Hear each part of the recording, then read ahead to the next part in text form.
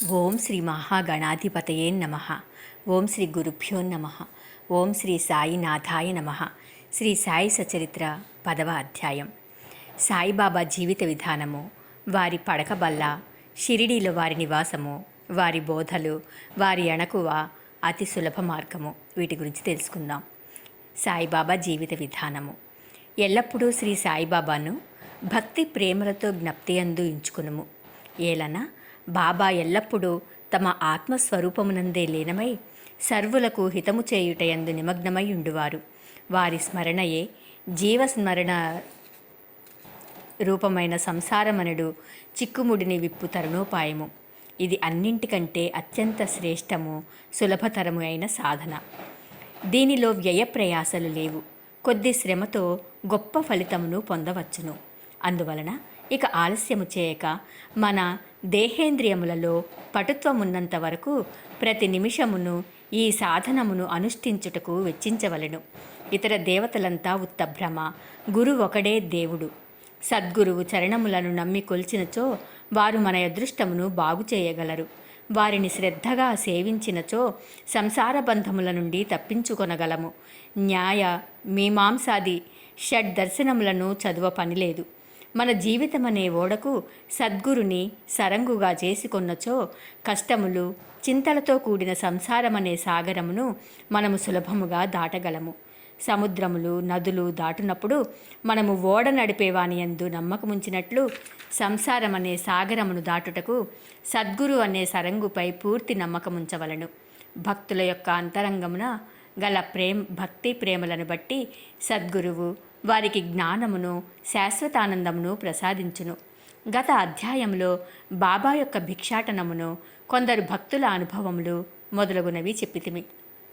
ఈ అధ్యాయంలో బాబా ఎక్కడ నివసించెను, ఎలాగున జీవించెను, ఎట్లు శయనించెడివారు, భక్తులకు ఎట్లు బోధించుచుండెను మొదలగునవి చెప్పుదము. బాబా వారి శయనలీల. మొట్టమొదట బాబా ఎచ్చట పండుకొనుచుండెనో, ఎట్లు పండుకొనుచుండెనో చూద్దాము. ఒకసారి నానాసాహెబ్ డేంగలే సుమారు 4 మూరల పొడవు, 1 జానెడు మాత్రమే వెడల్పు గల ఒక కర్ర బల్లను బాబా పడకకని తెచ్చెను. ఆ బల్లను నేలపై వేసుకుని పండుకొనుటకు మారుగా బాబా దానిని మసీదు యొక్క దూలములకు బూయల వలె వ్రేలాడునట్లు చినిగిన పాతగుడ్డ పీలికలతో గట్టి దానిపై పండుకొన్న మొదలెడెను. గుడ్డ పీలికలు పలుచనివి, ఏ మాత్రము బలమైనవి కావు. అవి ఆ కొయ్యబల్ల యొక్క బరువును మోయుటయే గగనము. ఇంకా బాబా యొక్క బరువును కూడా కలిపి అవి ఎట్లు భరించుచుండెను అనున్నది ఆశ్చర్య వినోదములకు హేతువయ్యెను. ఆ పాతగుడ్డ పీలికలు అంత బరువును మోయగలుగుట నిజంగా బాబా లీలయే. బాబా ఈ బల్ల యొక్క 4 మూలల యందు 4 దీపపు ప్రమిదలుంచి రాత్రి అంతయు దీపములు వెలిగించుచుండెరి. ఇది ఏమి చిత్రము! బల్లపై ఆజానుబాహువగు బాబా పండుకొనుటకే స్థలము చాలనప్పుడు దీపములు పెట్టుటకు జాగా ఎక్కడిది? బాబా బల్లపైన పండుకొనిన ఆ దృశ్యమును దేవతలు సహితము చూచి తీరవలసినదే. ఆ బల్లపైకి బాబా ఎట్లు ఎక్కుచుండెను, ఎట్లు దిగుచుండెను అనునవి అందరకు ఆశ్చర్యం కలిగించుచుండెను. అనేక మంది ఉత్సుకతతో బాబా బల్లపైకి ఎక్కుట, దిగుట గమనించుటకై కనిపెట్టుకొని ఉండేవారు. కానీ బాబా ఎవరికీ ఆ వైనము అంతు తెలియనివ్వలేదు. ఆ వింత చూచుటకు జనులు గుంపులు గుంపులుగా గుమిగూడుచుండుటచే బాబా విసుగు చెంది ఒకనాడు ఆ బల్లను విరిచి పారవేచిరి. అష్టసిద్ధులు బాబా అధీనములు. బాబా వానిని అపేక్షించలేదు. వాని కొరకు ఏ అభ్యాసములను చేయలేదు. వారు పరిపూర్ణులు గనుక సహజముగానే అవి వారికి సిద్ధించెను. బ్రహ్మము యొక్క సగుణావతారము. సాయిబాబా 3.5 మూరల మానవ దేహంతో కనిపించినను వారు సర్వహృదయాంతరస్థులు. అంతరంగమున వారు పరమ నిరీహులు, నిస్పృహులైనప్పటికీ బాహ్యమునకు లోకహితము కోరువానిగా కనిపించువారు.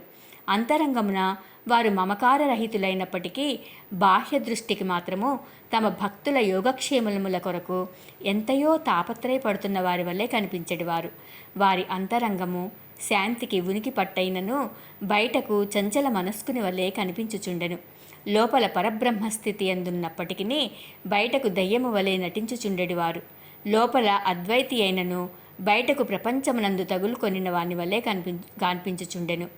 ఒక్కొక్కప్పుడు అందరినీ ప్రేమతో చూచెడివారు. ఇంకొకప్పుడు వారిపై రాళ్లు విసరుచుండరి.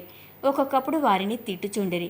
ఇంకొకప్పుడు వారిని ప్రేమతో అక్కున చేర్చుకుని ఎంతో నెమ్మదితోనూ శాంతముతోనూ ఓరిమితోనూ సంయమముతోనూ వ్యవహరించెడివారు. బాబా ఎల్లప్పుడూ ఆత్మానుసంధానమందే మునిగి ఉండేవారు. భక్తులపై కారుణ్యమును చూపుచుండెడివారు. వారెల్లప్పుడూ నొకే ఆసనమందు స్థిరముగా నుండెడివారు.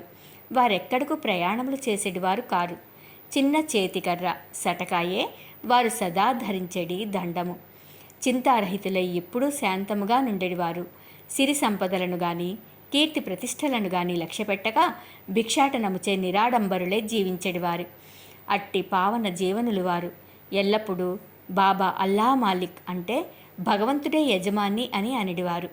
భక్తులయందు అవిచ్ఛిన్నమైన పరిపూర్ణ ప్రేమానురాగాలను కలిగి ఉండేవారు.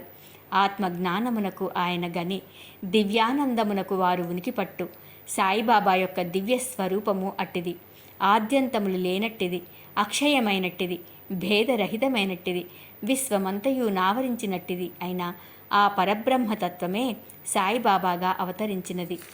ఎంతో పుణ్యము చేసుకున్న అదృష్టవంతులు మాత్రమే ఆ నిధిని పొందగలిగిరి, గ్రహించగలుగుచుండరి.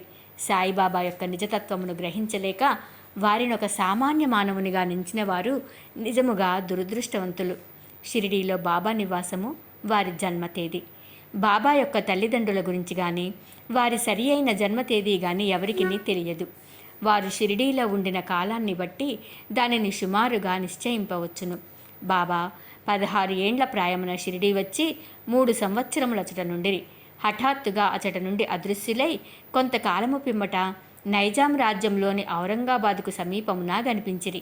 20 సంవత్సరముల ప్రాయమున చాంద్ పాటిల్ పెండ్లి గుంపుతో షిరిడీ చేరిరి. అప్పటి నుండి 60 సంవత్సరములు షిరిడీ వదలక అచ్చటనే ఉండి 1918వ సంవత్సరంలో మహాసమాధి చెందిరి. దీనిని బట్టి బాబా సుమారు 1838వ సంవత్సర ప్రాంతములందు జన్మించియుందురని భావించవచ్చును. బాబా లక్ష్యము వారి బోధలు. 17వ శతాబ్దంలో రామదాసను యోగి పుంగవుడు 1608-81 వర్ధిల్లెను. గోబ్రాహ్మణులను మహమ్మదీయుల నుండి రక్షించు లక్ష్యమును వారు చక్కగా నిర్వర్తించిరి. వారు గతించిన 200 ఏళ్ల పిమ్మట హిందువులకు మహమ్మదీయులకు తిరిగి వైరము ప్రబలెను. వారి మధ్య సమైక్య భావమును నెలకొల్పుటకే సాయిబాబా అవతరించెను. ఎల్లప్పుడూ వారు చెప్పేడి హితవు హిందువుల దైవమగు శ్రీరాముడును మహమ్మదీయుల దైవమగు రహీమును ఒక్కరే. వారిరువురి మధ్య ఏమీ భేదం లేదు. అట్లయినప్పుడు వారి భక్తులు వారిలో వారు కలహమాట ఎందులకు? ఓ అజ్ఞానులారా, చేతులు కలిపి 2 జాతులను కలిసిమెలిసి ఇండుడు, బుద్ధితో ప్రవర్తింపుడు, జాతీయ ఐకమత్యమును సమకూర్చుడు. వివాదము వల్ల గాని ఘర్షణ వల్ల గాని ప్రయోజనము లేదు. అందుచే వివాదమును విడువుడు, ఇతరులతో పోటీ పడకుడు, మీ యొక్క వృద్ధిని మేలును చూచుకొనుడు. భగవంతుడు మిమ్ము రక్షించును. యోగము, త్యాగము, తపస్సు, జ్ఞానము మోక్షమునకు మార్గములు. వీనిలో నేదైనా అవలంబించి మోక్షమును సంపాదించనిచో మీ జీవితము వ్యర్థము. ఎవరైనా మీకు కీడు చేసినచో ప్రత్యుపకారము చేయకుడు, అపకారము చేయకుడు. ఇతరుల కొరకు మీరేమైనా చేయగలిగినచో ఎల్లప్పుడూ మేలు మాత్రమే చేయుడు. సంగ్రహముగా ఇదియే బాబా యొక్క ప్రబోధము. ఇది ఇహపర సాధనము. సాయిబాబా సద్గురువు. గురువులమని చెప్పుకొని తిరుగువారు అనేకులు గలరు. వారు ఇంటింటికి తిరుగుచూ వీణ చిరతలు చేతబట్టుకొని ఆధ్యాత్మిక ఆడంబరము చాటెదరు. శిష్యుల చెవులలో మంత్రములనుది వారి నుండి ధనము లాగెదరు. పవిత్ర మార్గమును మతమును బోధించదమని చెప్పెదరు. కానీ మతం అనగానేమో వారికే తెలియదు. స్వయముగా వారు అపవిత్రులు. సాయిబాబా తన గొప్పతనం ఎన్నడూనూ ప్రదర్శించవలని అనుకొనలేదు. వారికి దేహాభిమానము ఏమాత్రము లేకుండెను. కానీ భక్తుల యందు మిక్కిలి ప్రేమ మాత్రము ఉండేది. నియత గురువులని అనియత గురువులని గురువులు 2 విధములు. నియత గురువులనగా నియమింపబడిన వారు. అనియత గురువులనగా సమయానుకూలముగా వచ్చి ఏదైనా సలహానిచ్చి మన అంతరంగముననున్న సుగుణమును వృద్ధి చేసి మోక్ష మార్గము త్రొక్కునట్లు చేయువారు. నేత గురువుల సహవాసము నీవు నేనను ద్వంద్వ భావమును పోగొట్టి అంతరంగమును యోగమున ప్రతిష్ఠించి తత్వమసి యగునట్లు చేయును. సర్వ విధముల ప్రపంచ జ్ఞానమును బోధించు గురువులు అనేకులు గలరు. కానీ మనలను ఎవరైతే సహజ స్థితి యందు నిలుచున్నట్లు చేసి మనలను ప్రపంచ పుటునికి అతీతముగా తీసుకుని పోయేదరో వారే సద్గురువులు. సాయిబాబా అట్టి సద్గురువు. వారి మహిమ వర్ణనాతీతము. ఎవరైనా వారిని దర్శించినచో బాబా వారి యొక్క భూత భవిష్యత్ వర్తమానముల అన్నిటినీ చెప్పువారు. ప్రతి జీవి యందు బాబా దైవత్వమును చూచేవారు. స్నేహితులు, విరోధులు వారికి సమానులే. నిరభిమానము, సమత్వము వారిలో మూర్తి భవించినవి. వారు దుర్మార్గుల అవసరములు కూడా తీర్చెడివారు. కలిమి లేములు వారికి సమానము. మానవ దేహంతో సంచరించినప్పటికీ వారికి గృహ దేహాదులయందు అభిమానము లేకుండెను. శరీరధారుల వలె కనిపించినను వారు నిజమునకు నిస్సరీరులు, జీవన్ముక్తులు. బాబాను భగవానుని వలె పూజించిన షిరిడీ ప్రజలు పుణ్యాత్ములు. ఏది తినుచున్నను త్రాగుచున్నను తమ దొడ్లలోనో పొలములలోనో పనిచేసుకొనుచున్నను వారెల్లప్పుడూ సాయిని జ్ఞప్తి అందించుకొని సాయి మహిమను కీర్తించుచుండేవారు. సాయి తప్ప ఇంకొక దైవమును వారెరిగి ఉండలేదు. షిరిడీ స్త్రీల ప్రేమను, భక్తిని, దాని మాధుర్యమును వర్ణించుటకు మాటలు చాలవు. వారు పామరులైనప్పటికీ వారికున్న స్వల్ప భాషా జ్ఞానముతోనే ప్రేమతో బాబాపై పాటలను కూర్చుకొని పాడుకొనుచుండిరి. వారికి అక్షర జ్ఞానము శూన్యమైనప్పటికీ వారి పాటలలో నిజమైన కవిత్వము కానవచ్చును. యథార్థమైన కవిత్వము పాండిత్యము వల్ల రాదు. అది అసలైన ప్రేమ వలన వెలువడును. కవిత్వము స్వచ్ఛమైన ప్రేమ భావము నుండి వెలువడును. అటువంటి సిసలైన కవిత్వాన్ని విబుధులైన శ్రోతలు ఆస్వాదించగలరు. ఈ పల్లె పదాలనన్నీయూ సేకరింపదగినవి. సాయి అనుగ్రహముంటే ఏ భక్తుడైనా వీనిని శ్రీ సాయి లీలా పత్రికలోనో లేదా పుస్తక రూపముననో ప్రకటించినా ఎంతయో బాగుండును. బాబావారి అణకువ. భగవంతునికి 6 లక్షణములు కలవు. 1 కీర్తి, 2 ధనము, 3 అభిమానం లేకుండుట, 4 జ్ఞానము, 5 మహిమ, 6 ఔదార్యము. ఈ గుణములన్నీయూ బాబాలో నుండెను. భక్తుల కొరకు మానవ రూపమును అవతరించిన భగవత్తత్వమే సాయిబాబా. వారి కరుణ, అనుగ్రహము అద్భుతములు. వారే కరుణతో భక్తులను తమ వద్దకు చేర్చుకొనకుండినా వారి మహత్యమును తెలుసుకొనగల శక్తి ఎవరికి గలదు? భక్తుల కొరకు బాబా నోట వెలువడిన పలుకుటకు సరస్వతీదేవి కూడా వెరగుచుందును. ఒక ఉదాహరణ. బాబా మిక్కిలి అణకువతో నిట్లనడేవారు. బానిసలకు బానిసనగు నేను మీకు రుణగ్రస్తుడను. మీ దర్శనముచే నేను తృప్తుడనైతిని. మీ పాదములు దర్శించుట నా భాగ్యము. మీ అశుద్ధములో నేనొక పురుగును. అట్లగుట వలన నేను ధన్యుడను. ఏమి వారి అణకువ! బాబా యొక్క ఈ వాక్యములను ప్రచురించుట ద్వారా బాబాను కించపరిచితినని ఎవరైనా అనినచో ఈ నా అపరాధమునకు బాబాను క్షమాపణ కోరెదను. తత్పాప పరిహారార్థమై బాబా నామజపము చేసెదను. బాహ్య దృష్టికి బాబా ఇంద్రియ విషయములను అనుభవించు వాని వల్లే కనబడినన్ను ఇంద్రియానుభూతులలో వారికే మాత్రం అభిరుచి ఉండేది కాదు. అసలు ఇంద్రియానుభవముల స్పృహయే వారికి లేకుండెను. వారు భుజించినప్పటికీ దేనియందు వారికి రుచి ఉండేది కాదు. వారు ప్రపంచమును చూచుచున్నట్లు కాన్పించినను వారికి దానియందు ఏ మాత్రమూ ఆసక్తి లేకుండెను. కామమన్నచో వారు హనుమంతుని వలె యస్ఖలిత బ్రహ్మచారులు. వారికి దేనియందు మమకారము లేకుండెను. వారు శుద్ధ చైతన్య స్వరూపులు. కోరికలు, కోపము మొదలగు భావ వికారములు శాంతించి స్వాస్థ్యము చెందడి విశ్రాంతి ధామము. వేయేలా వారు విరాగులు, ముక్తులు, పరిపూర్ణులు. దీనిని వివరించుటకొక ఉదాహరణము. నానావళి. షిరిడీలో విచిత్ర పురుషుడొకడుండెను. అతని పేరు నానావళి.